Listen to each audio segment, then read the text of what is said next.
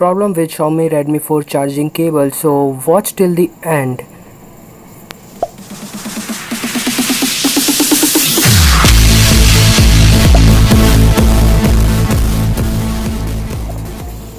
So as you can see, I have two devices, one the Redmi 4 and the Redmi 4a. So you get the same type of charging socket with both the devices. As you can see, they both are same 5 volt and 2 ampere, but the main thing is that they don't give the same charging cable as they give with the Redmi Note 3, Note 4 and the Redmi 4a. As you can see, on the left side that is of Redmi 4a, and on the right that is from Redmi 4.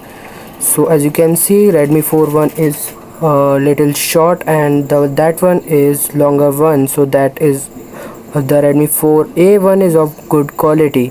So as you can see, the wire is little short, it is like really short as compared to the Redmi 4 cable.